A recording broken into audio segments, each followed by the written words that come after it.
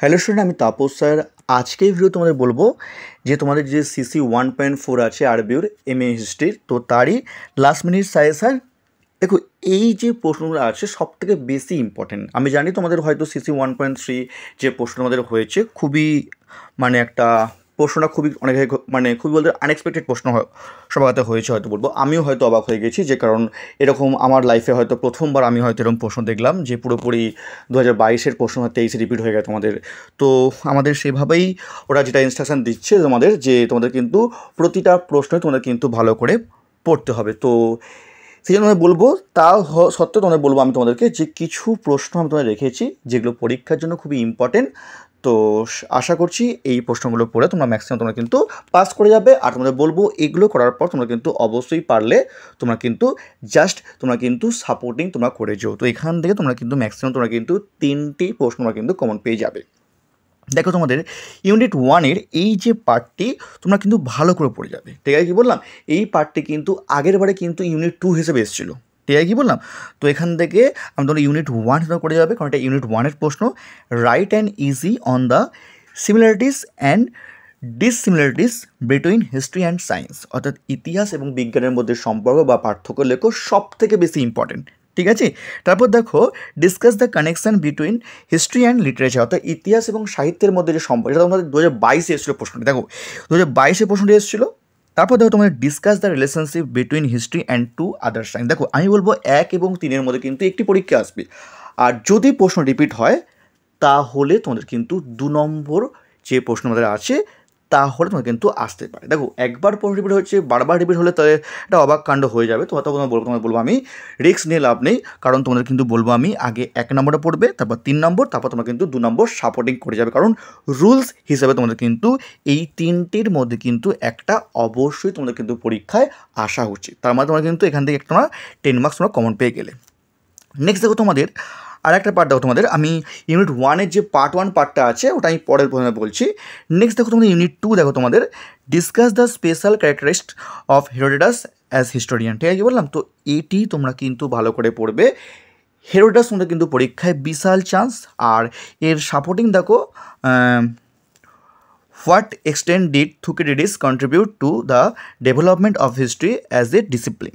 দেখো, এটি 2022-এ এসেছিলো, তাই আমরা কিন্তু হেরোডোটাস এবং থুকিডিডিস দুটোকে কিন্তু আমরা একভাবে করছি। এখান থেকে কিন্তু একটি চান্স আছে, এবং তার সঙ্গে সাপোর্টিং করছি রোমান হিস্টোগ্রাফি, আর ওর সঙ্গে করছি ট্যাসিটাস যেটা আছে, এটা কিন্তু ভালো করে করছি। অর্থাৎ ইউনিট 2 থেকে কিন্তু এর মধ্যে কিন্তু একটা অবশ্যই চলে আসা উচিত। আমার মতে তোমাদের বলবো তোমরা কিন্তু ভালো করে পড়বে। নেক্সট দেখো, তোমাদের পরের প্রশ্ন দেখো, ইউনিট 3 থেকে what is positivism, how did it influence historiography in the 19th century. তো এর মধ্যে তোমাদের কিন্তু এটা কিন্তু তোমাদের 2022-এ এসেছিলো প্রশ্নটি, তোমাদের কিন্তু আসলে তোমাদের রিপিট হতে পারে প্রশ্নটি। নেক্সট দেখো, discuss the principal of positivism as applied to historical knowledge. খুবই ইম্পর্টেন্ট প্রশ্ন এটিও তোমাদের। নেক্সট দেখো, critically evaluate the enlightenment historiography. ঠিক আছে, কি বললাম। তো 1, 2, 3 এর মধ্যে কিন্তু একটি কিন্তু পরীক্ষা কিন্তু আসার সম্ভাবনা কিন্তু অত্যন্ত প্রবল, তোমরা কিন্তু ভালো করে করবে। নেক্সট দেখো, তোমাদের ইউনিট 4 তোমরা বলছি, দেখো তোমাদের write a critical note on Benedetto Croce concept of history. দেখো, বেনেডিক্টো ক্রোচে মানে সব থেকে বিশাল ইম্পর্টেন্ট, ইউনিট 4 থেকে প্রবল চান্স। যদি প্রশ্ন রিপিট না হয় তাহলে তোমাদের কিন্তু বেনেডিক্টো কোচ তোমাদের কিন্তু সব থেকে প্রবল তোমাদের ইউনিট 4 থেকে। আর এর সাপোর্টিং প্রশ্ন হচ্ছে অগাস্ট কোচ। কেন তোমাদের বলবো, কারণ হচ্ছে অগাস্ট কোচ কিন্তু এমন একটি প্রশ্ন আমাদের কিন্তু যেটা ইউনিট 3-র মধ্যেও আছে, আবার তোমাদের ইউনিট 4-এর মধ্যেও আছে। তো দুটির মধ্যে কিন্তু একটি প্রবল চান্স, আমি তোমাদের বলবো একটি কিন্তু অবশ্যই আসা উচিত তোমাদের। আর যদি তোমাদের প্রশ্ন কঠিন হয়ে থাকে, আবার ধরো তোমাদের প্রশ্ন যদি হয়তো রিপিট করলো, তাহলে তোমরা কিন্তু অবশ্যই তোমরা কিন্তু ভিকো আইডিয়া অফ হিস্ট্রি যেটা আছে, ভিকোর যে ইতিহাসটা তিনি যে চর্চা করেছেন সেটা তোমরা লিখবে ভালো করে, কারণ এটি তোমরা কিন্তু সাপোর্টিং হিসাবে করে যাচ্ছ। তোমরা ইউনিট 4 এবং ইউনিট 1টা আগে ভালো করে পড়বে, তারপর তোমরা কিন্তু বাকি ইউনিট তোমরা কিন্তু ভালো করে পড়ার চেষ্টা করবে, কারণ ইউনিট 4 এবং ইউনিট 1 থেকে তোমরা কিন্তু একটি করে তোমরা কিন্তু কনফার্ম করতে পারো, দুটি এখানে কনফার্ম। আর তারপর তোমাদের কিন্তু ইউনিট 3 এবং তোমাদের কিন্তু ইউনিট 2 দেওয়া আছে, ভালো তোমরা করবে। তারপর তোমরা আর দেখো, তোমাদের বলছি আমি তোমাদের ইউনিট 1-এর পার্ট 1-এর পার্ট আছে, হয়তো যদি ধরো পার্ট 1 থেকেই প্রশ্ন এলো, আর যে ইউনিট 1-এ আমি তোমাদের রেখেছি তোমাদের আমি, ওটা হয়তো তোমাদের হয়তো ইউনিট 2 যেমন দিল হয়তো, তখন তোমাদের সমস্যা হয়ে যাবে। তাই তোমরা বলবো ইউনিট 1-এর এই যে তোমাদের প্রশ্নটা বলছি তোমাদেরকে, তোমরা কিন্তু ভালো করে তোমরা কিন্তু অন্তত দেখে যাবে। তো দেখো তোমাদের ইউনিট 1-এর পার্ট 1-এর প্রশ্ন তোমরা ইউনিট 1-এ দেখো, discuss the different interpretation regarding the nature of history. খুবই ইম্পর্টেন্ট, 22 সালে এসেছিলো, রিপিট হলেও হতে পারে। তো এর সাপোর্টিং হচ্ছে ফিলোসফি অফ হিস্ট্রি, ঠিক আছে। এই পার্টে কিন্তু যা খুশি হতে পারে, তাই তোমরা ভালো দেখে যাবে। Next, discuss the debate among historian with regard to the relative importance of facts and interpretation in the making of history.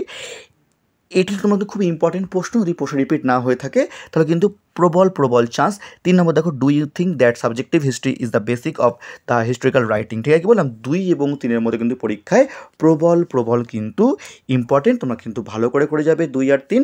এগুলো তোমাদের কিন্তু সাপোর্টিং তোমরা ভালো পড়ে যাবে প্রশ্নগুলো, কারণ যেহেতু প্রশ্ন কঠিন হয়েছে তাই তোমাদের বলবো সময় আছে, তোমরা কিন্তু অবশ্যই তোমরা কিন্তু এগুলো ভালো করে করেছো। তো এই ছিল তোমাদের সাজেশান। এগুলো ভালো করে করার পর বাকি যে প্রশ্নদের পড়ে আছে তোমরা কিন্তু অবশ্যই তোমরা কিন্তু রিডিং দিয়ে যাও, যাতে তোমাদের ছেড়ে আসতে না হয়, তোমরা কিন্তু ভালো করে তোমরা পরীক্ষা দিতে পারো। তো এই ছিল তোমাদের সিসি 1.4-এর সাজেশান। জানি তোমাদের সিসি 1.3 হয়তো পরীক্ষা খারাপ হয়েছে, তোমাদের বলবো অবশ্যই তোমরা এমনভাবে করে যাও তোমাদের প্রশ্ন যেরকমই হোক না কেন তোমরা ভালো তোমরা লিখতে পারো। তো এই ছিল তোমাদের বলার ছিল তোমাদের কিছু আমার, তোমরা যাতে ছেড়ে আসবে না, কারণ তোমরা সেভাবেই করে যাও, বাকি প্রশ্ন তোমরা তোমাদের কিন্তু লিখতে তোমাদের পারো, ঠিক আছে। তো এই ছিল তোমাদের সিসি 1.4 সাজেশান। আমি চেষ্টা করি তোমাদের জন্য কাল বা পরশু দিনের মধ্যে তোমরা কিন্তু সিসি 1.5-এর যে সাজেশানটা আমি কিন্তু নেওয়ার চেষ্টা করছি। আমি তোমাদের যে ফুল সাজেশান দিয়েছি সেটা তোমরা আপাতত করো 1.5-এর, তারপর তোমাদের কিন্তু আমি শর্ট সাজেশান নিয়ে আসবো। আর তোমাদের বলছি শর্ট সাজেশান মানেই যে এখান থেকে তোমরা 100% কমন পাবে, মানে সব তোমার পাবে তা কিন্তু নয়। তোমাদের বলবো যে ম্যাক্সিমাম তোমরা কিন্তু 3টে কমন পাবে, আর যদি তোমরা ফুল সাজেশান করে থাকো তাহলে তোমরা কিন্তু অবশ্যই তোমরা কিন্তু 4টে তোমরা কমন পেয়ে যাবে, ঠিক আছে, কি বললাম। তো আজকের মতো এইটুকুই, খুব তাড়াতাড়ি তোমাদের জন্য সিসি 1.5-এর যে সাজেশান নিয়ে আসছি।